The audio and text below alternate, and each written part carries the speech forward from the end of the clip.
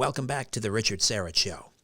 The Middle East stands at a precarious crossroads as a fragile ceasefire between Iran and Israel, brokered by U.S. President Donald Trump, teeters amid mutual accusations of violations. The 12-day conflict, marked by devastating missile exchanges, covert Mossad operations inside Iran, and a shocking Iranian strike on an Israeli hospital, has left both nations claiming victory while the world grapples with the fallout. U.S. intelligence suggests Iran's nuclear program was only set back by months, raising fears of a renewed race to a bomb. With Trump weighing direct military intervention, regional diplomacy straining, and the humanitarian toll mounting, this crisis epitomizes the multifront war that my guest, threat analyst Kenneth Abramowitz, has long warned about. A global clash involving political Islam, hybrid warfare, and Western internal weaknesses. And in this conversation, Ken will unpack the strategic, moral, and ideological stakes of the Iran-Israel conflict, offering insights into America's preparedness, the future of diplomacy, and the broader battle for Western civilization. Kenneth Abramowitz is a renowned threat analyst, author, and geopolitical strategist who's dedicated his career to exposing the existential challenges facing Western civilization. He's the founder of SaveTheWest.com, a platform advocating for robust defense against global threats. He's the author of The Multifront War, Defending America from Political Islam, China, Russia, Pandemics, and Racial Strife. In his book, Abramowitz argues that the United States and its allies are engaged in an unrecognized global conflict across military, ideological, economic, and cultural fronts, yet remain dangerously unprepared due to internal divisions and strategic naivety. Kenneth Abramowitz, welcome back to the Richard Syrett Show. How are you? Great to be with you. President, I'm checking in from Tel Aviv right now. Wonderful. Thank you. So President Trump's visceral reaction, let's say, to the ceasefire violations, the F-bomb heard around the world, calling out both Israel and Iran with profanity, obviously revealing some frustration. What did that moment tell you about the limits of U.S. diplomatic leverage, even under a president known for bold foreign policy? Well, I could detect some confusion in President Trump's mind. And this confusion is one of the problems we face in saving Western civilization. He reportedly, go ahead. Iran is 100% enemy. Israel's 100% friend. Israel's America's number one ally, and I would argue only ally. And Iran is our number one enemy, and I would call them an Islamo-Nazi death cult. So to have a sentence where you mention Israel and Iran in the same sentence is insulting and demeaning. I mean, I can't believe he said that. Now, sometimes Trump says things just for effect, and because he was frustrated with both sides. But he should focus his frustration on the enemy, not the friends. So I was very disappointed with that statement. I hope we never have to hear a statement like that again. Well, he reportedly felt betrayed by Israel's post-ceasefire strikes. Given his historic support for Israel, I mean, how damaging is this rift to America's strategic credibility and Trump's personal legacy as a pro-Israel leader? Well, it said in the internet, you never know what to believe nowadays, but it said that Israel had 12 hours after agreeing to the ceasefire to do whatever they want. And so they did whatever they want. So assuming it's true that they had 12 hours, and then they blew up 100 sites or whatever they blew up, you can't criticize them for blowing up sites during the 12-hour grace period. So that was mystifying. But anyways, when dealing with President Trump, every day is a new day. So what he said yesterday, he can ignore the next day. So I'd say it's a very small bump. Israel and America together are basically saving Western civilization. And there's always going to be some ups and downs along those lines. But essentially, Israel's saving the Jews and Trump is saving the Christians. and you put it together, and we save Judeo-Christian culture, which is also known as Western civilization, which is also known as democracy. So, and that was my hope in my book, that Israel and America would get their act together and together defeat our enemies. I wanted to talk a little bit about Mossad's covert drone base inside Iran, which was used to disable air defenses before Israel's June 13th strikes, and how it showcased hybrid warfare. Talk to me about how this operation sort of redefines the nature of modern conflict, and what lessons should the West draw? Well, one of the guiding books of the roughly 200 books that I either read or looked at to write my book, The Multifront War, which is now in its 4th edition, just came out at Amazon and other stores like that. And about 25 years ago, 2 Chinese colonels wrote a book called Unrestricted Warfare. And in that book, they basically said, look, you're dealing with an enemy that behaves with normal, predictable ways. And you, meaning we, Chinese, we have to do everything humanly possible to win. And the analogy that I took away from it is if you had a traditional boxer boxing with someone who's an expert in mixed martial arts. So the traditional boxer is doing what traditional boxers does, and the mixed martial arts warrior kicks him or headbutts him or whatever he does. Well, you can't defeat that. If you keep playing traditional boxing rules, you're going to lose. So the argument of this book, Unrestricted Warfare, is let's use all means of warfare to defeat our enemy. They will not know what hit them, and we will win. And they particularly emphasized that you want to defeat your enemy without actually having to fight them physically. In other words, you want to defeat them culturally, economically, cyber, demographics. And that became a little light bulb went off in my head, and I basically wrote an answer to that book, which I called The Multifront War, which in effect the American version of Unrestricted Warfare. So both Israel and Iran recently, claimed victory. Israel touting crippling Iran's nuclear program. Iran says it forced the ceasefire. I mean, how should we assess these competing narratives? What's the real strategic outcome here? Well, death cults like Iran lie 99% of the time. Only 1% of the time do they tell the truth. And when they say it, death to America, death to Israel. In effect, I want to kill all the Christians and all the Jews. Then I say, oh, I believe that. They're telling the truth then. But other than bold statements like that, they lie all the time. So and by the way, dictators have to lie all the time because dictators have false narratives, which keeps them in power. If the people ever started understanding the truth, they'd all depose the dictator. And bear in mind, in America or democracies, when there's a change of government, we don't kill the other people. There's a change of power. So a new party or a new person takes over. In a dictatorship, the dictator almost always ends up dead when there's a change of power. It's not like they retire and go to some vacation spot. So that's why they hold on to power so strongly, because they're literally fighting for their lives.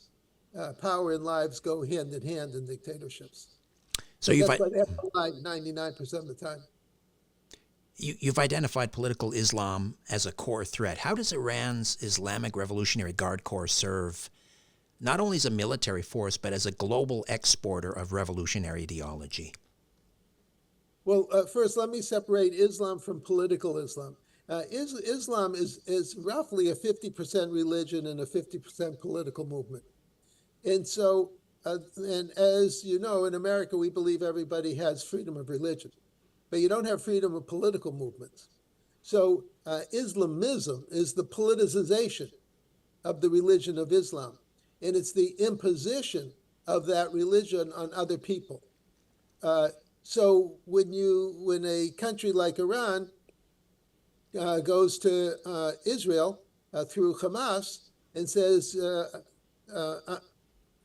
convert to Islam, or I'm going to kill you, or not, I'm not even going to discuss convert, I'm just going to kill you. When you're imposing Islam on other people, that's illegal. That's war, it's terrorism, it's whatever you want to characterize it. So the two big Islamist countries are Qatar and Iran. Qatar represents the Sunnis, that's roughly 85% of Muslims, and Iran represents the Shiites, roughly 15% of Muslims. And those countries are trying to impose Islam on everybody else. Now, by the way, Saudi Arabia used to be a big Islamist country, but 10 years ago or so, it got out of the business. They're still a Muslim country, obviously, but they're not trying to impose Islam. They're not building schools and mosques and hiring imams and radios and television. They left that business. But Qatar and Iran are left, and we have to devise strategies for both of them, and we currently don't have strategies. We need strategies to get them out of the Islamism business, not convert them from Islam to Christianity, but get them out of the Islamism, get them out of the business of imposing Islam on the rest of the world. Iran's shift from proxy warfare to direct missile exchanges with Israel is striking. Is this a deliberate move toward open state-on-state conflict, or is this a calculated feint to, exploit Western hesitation?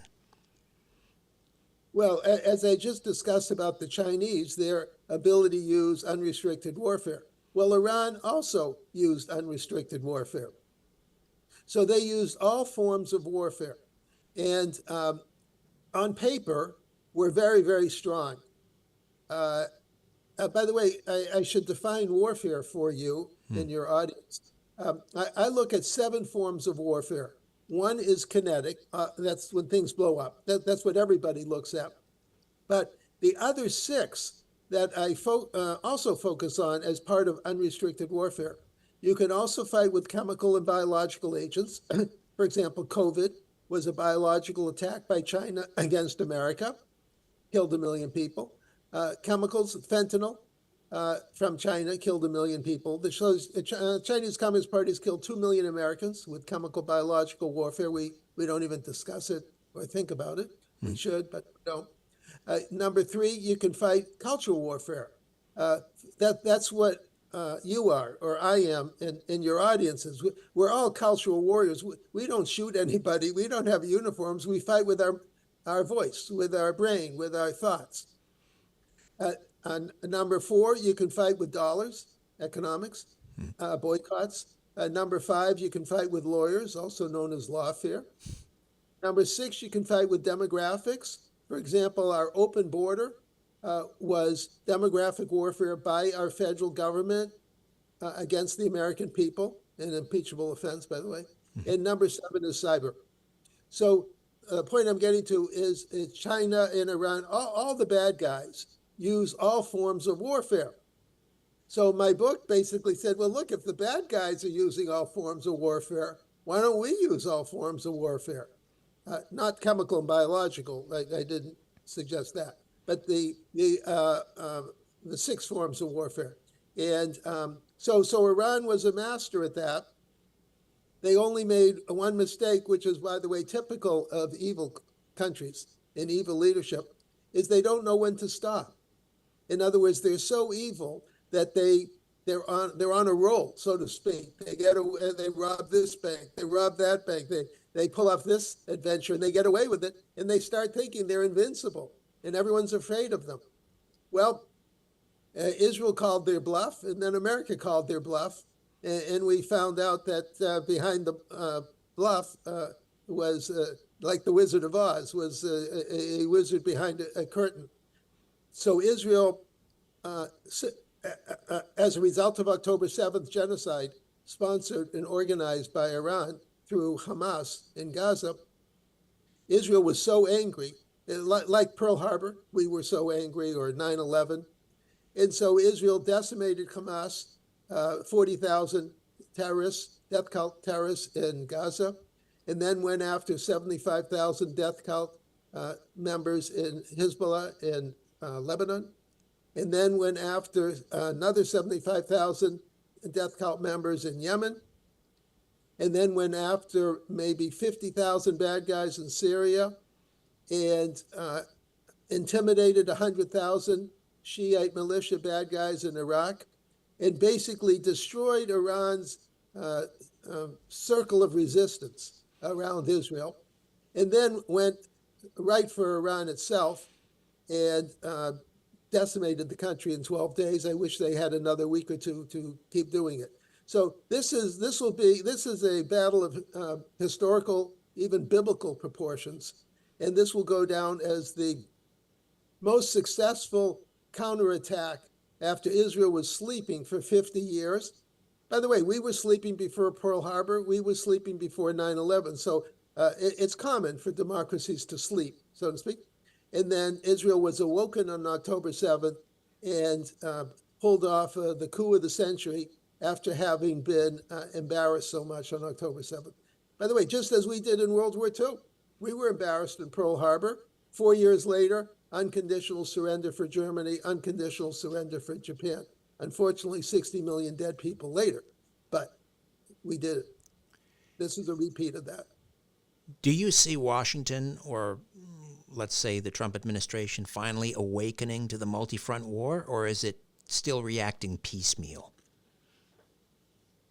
It's the latter. It still doesn't see all the elements of the multi-front war. I've identified that America has roughly 100 challenges that it has to address simultaneously. But I'll try to make it more simple to explain for your audience. Let's look at my simpler version of 21 challenges. We're fighting three enemies, or groups of enemies, what I call the reds, the greens, and the blues. The reds are the communists, that's China, Russia, North Korea, among others. The greens are the Islamists, as we just discussed, that's Qatar and Iran. The blues are the globalists, that's color-coded blue for the United Nations color. That's the UN, World Economic Forum, drug cartels, and certain social media companies. So the reds, the greens, and the blues use 7 forms of warfare, which we just went over. So if you multiply 3 times 7, you obviously get 21. So in that example, we're fighting on 21 fronts. The way you get to 100, which is the more complicated way to look at it, is that there's several reds and several greens and several blues, but that gets you to 100. But the bigger point I'm getting to, it's hard to do 21 things at the same time, or let alone doing 100 things at the same time.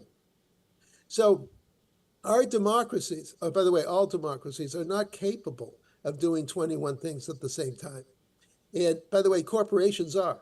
I come from the corporate world. Corporations can handle 21 challenges at the same time, but not democracies, because democracies are ponderous. You know, people are complaining, they're arguing, they're discussing. You have the opposition party, you have even your own party. And so it's very difficult for democracies to function as a result. So yes, there's certain things the Trump administration misses, but not because they're bad guys. They're good guys and gals. It's just that they have a situational awareness that's better than most countries, but not up to the level of a corporation. And situational awareness is a very important concept, whether you're flying an airplane or running a company or running a country. What would a coherent American strategy look like to counter these 21 or 100, or this 100 front war? Well, I'll give you an example. Take the concept of regime change. President Trump doesn't like regime change. I like regime change, but bear in mind, I'm just a writer. He's actually the president. You know, it's a lot easier for me to say regime change when all I have is a pen and a paper or a computer. But in a perfect world, let's just pretend we live in a perfect world, which we don't, but pretend. We need regime change in Iran. Our 3 existential enemies, Iran, China, and Russia. We need regime change in all of them. Now, President Trump, when he thinks about regime change, he thinks about Iraq and Afghanistan and Libya, which were failed attempts and required lots of bombs and lots of soldiers and dead soldiers and wounded soldiers and blood and all those bad things. When I say regime change, I'm not talking about boots on the ground. There's ways to do regime change without boots on the ground. And we're seeing it right now in Iran. If Israel, who was only just bombing, was allowed to keep bombing for a week or two or three or four, I think the bad guys in Iran would have surrendered. And we could have had regime change without anyone's boots on the ground. Now, with China and Russia, when I say regime change, again, no kinetics. I'm talking about cultural warfare. If you go back to Ronald Reagan in 1982 and in 84, he issued two famous secret, they're now not secret, directives to the security agencies to cause regime change in Russia. And in 1989, the Soviet Union fell. Again, cultural warfare, even the Pope was in on it. They had the Beatles were in on it, people singing at concerts in the then Soviet Union. So we caused regime change. No one got killed. No bombs, no boots. So when I say regime change, I'm talking about non-kinetic regime change. The one exception would be Iran, but again, without boots. But let me give you another example of situational awareness in regime change. England and France. England and France are, in quotes, our allies. They're in NATO. We fought World War II with them. We were born from the British, right? We were American colonies. And but now they're in the process of becoming enemies. Now you could say to yourself, enemies? England and France? The reason is they have open borders. They've been invaded by Muslims who do not integrate with Christians. Both of them are Christian countries. And France is about 10% Muslim. England is somewhere between 5 and 10. And I think they have 10 Muslim mayors. Mm-hmm. And they have nuclear bombs. If America sits back and does nothing, and those countries become Muslim countries over the next 1 or 2 generations, 25, 50 years, we're going to have a situation where those nuclear weapons are going to be pointed at us in America. Whoever would have thought that? So one of the elements of my book is we have to induce regime change in England and France. Not just enemies like I was talking about with China, Russia, and Iran, with our friends, because our friends are turning into enemies, and we can't sit back and let them destroy themselves and take us with them. So that's an example of situational awareness that the administration doesn't have. Or Canada. Canada mm-hmm. is being invaded by Muslims purposely. They let the borders open, and those terrorists are going to come into America. And Mexico has long been invaded by drug cartels who are killing our children. So I'm calling for regime change in Canada and Mexico. But again, not sending tanks in, not blowing something up, just undermining the socialist, communist, Islamists who are running those countries. So that's a situational awareness that it's easy for me to talk to because I'm not the world leader.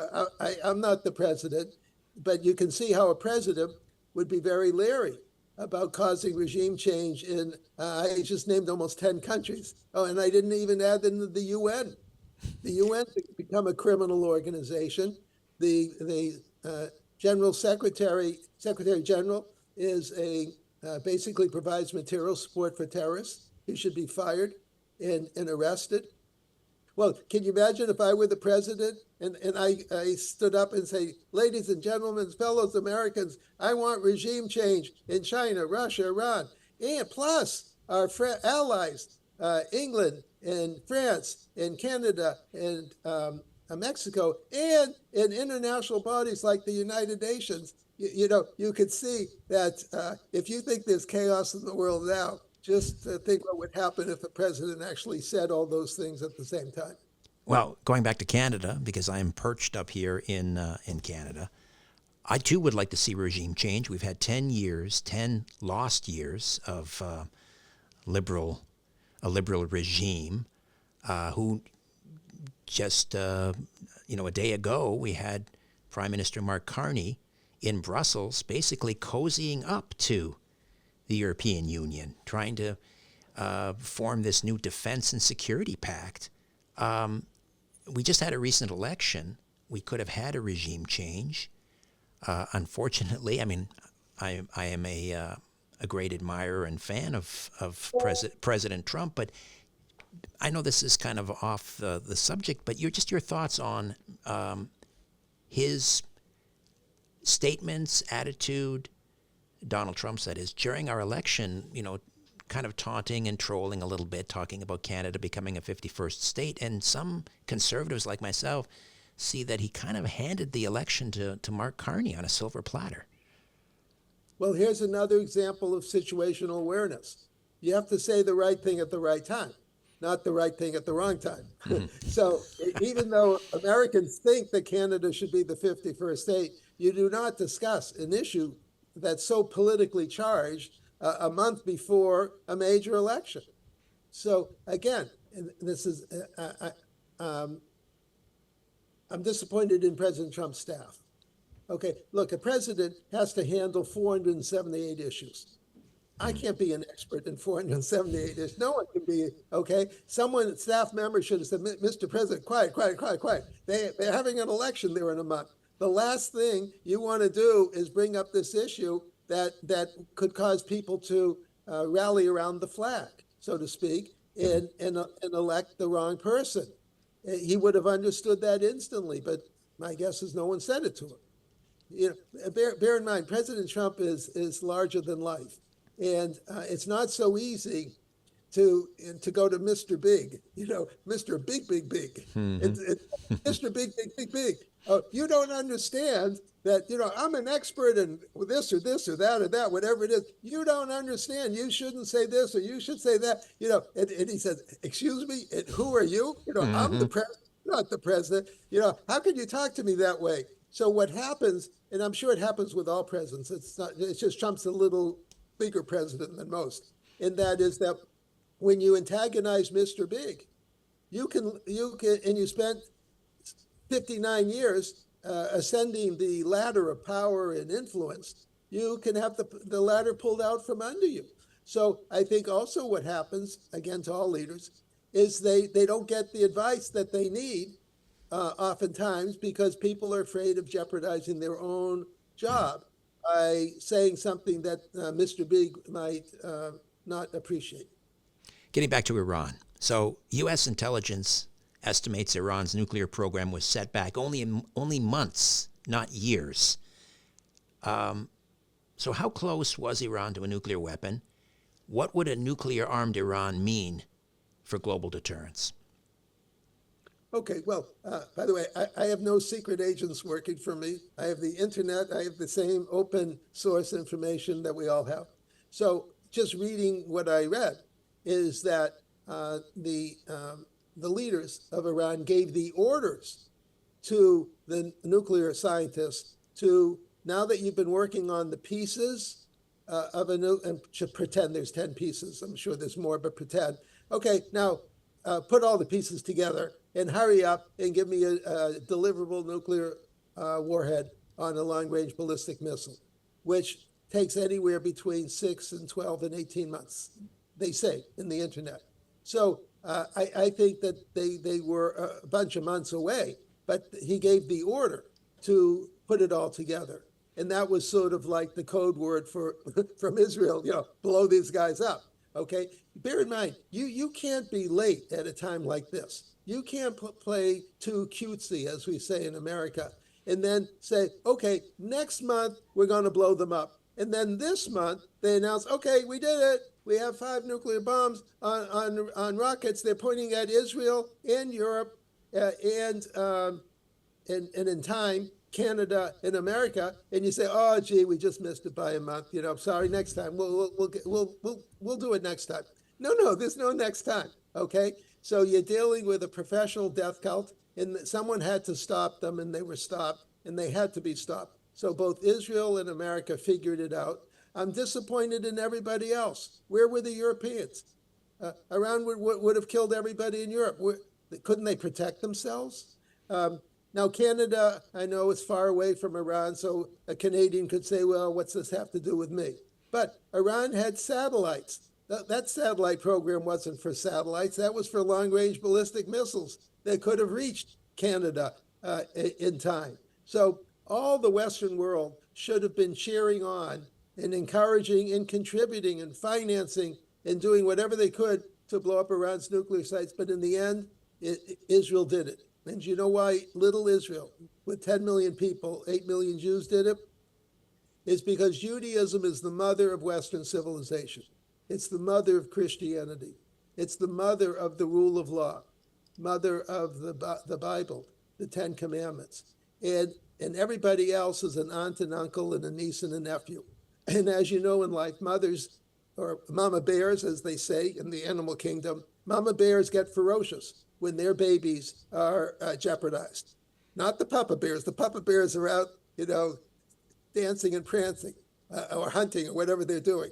But the mama bears take this seriously. So Israel is basically the mama bear equivalent of Western civilization, and that's why they acted, and that's why no one else acted until America joined. So, according again to Intel, it only set back Iran's nuclear ambitions months, not years, like we had hoped. So, where do we go from here? Are we going to have to revisit this again in 6 months? Another bombing raid? Another, bunker buster? Well, we have an expression, we're going to be bombing Iran till the cows come home. Do you have that expression in Canada? Mm-hmm. Okay. So it doesn't matter when they start up their nuclear program again. It's going to get blown up again. And it's going to get blown up by Israel and America. Now, President Trump has publicly said that he takes responsibility for the nuclear program. So if they start up the nuclear program, America's going to blow them up. But Israel has not only a nuclear issue, all of their missiles. They were going to, they had 2,500 missiles on their way to 10,000 missiles to overwhelm Israel's defenses. So even having conventional weapons on ballistic missiles is enough to get Israel to blow them up. So if Iran's government stays, they're basically going to get blown up every 6 months till the cows come home or till there's regime change. Ultimately, there'll be regime change because the Iranian people are wonderful people. 80%, I'm told, hate the criminals running their country. And one day they'll rise up and throw the bums out, as we say. How close are we to that eventuality, regime change, being perpetrated by the Iranian people themselves? Well, those things are very hard to forecast. For example, take in Syria. I don't think anyone was working on, not that I know, was working on regime change, but Israel kept blowing up the Syrian government, Army, Navy, and Air Force till there wasn't nothing left. And then the Turkey and Qatar sent a lot of their former terrorists from the north and took over Damascus, I don't know, within a week. So I don't know many people who forecasted that one. Or the Soviet Union. President Reagan, privately, secretly, called for regime change in 1982 and 84 with various directives to our security agencies, and the government fell in 89. So these things happen in their own mysterious way. By the way, in America, we had regime change in 1776. We had a Declaration of Independence. We declared our independence from England, and it was only about 6 years later of fighting in 1782 that the war ended, and then the treaty signed in around 1783. So that took 6 years for regime change. And by the way, we had President Biden, who was, I called him an imposter, and we had regime change in America with President Trump, but that was through the normal electoral process, right? We didn't use guns and bullets and things like that. So regime change can happen in many, many different ways. All I know is if you, not you personally, but if we, the West, undermine certain countries and keep doing it, eventually the dictator will fall. The multifront war, defending America from political Islam, China, Russia, pandemics, and racial strife, now in its 4th edition, did you say? How do we get a copy, Kenneth? How do we get a copy? Well, you have to act fast before they're all sold out, you know. So all you have to do is go to my website, savethewest.com.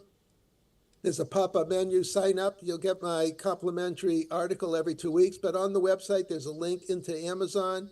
You can buy the book, and it's in its 4th edition. And when I create a new edition, actually the old book stands. I don't change a word. I just add a new chapter. So in my 4th edition, I added a chapter for everything we just discussed in the last 30 minutes on an update on forecasting 2025 and 2026. All these issues that we discussed. This was really a preview of that book. Kenneth Abramowitz, thank you so much for your time, Ken. Pleasure to be with you anytime.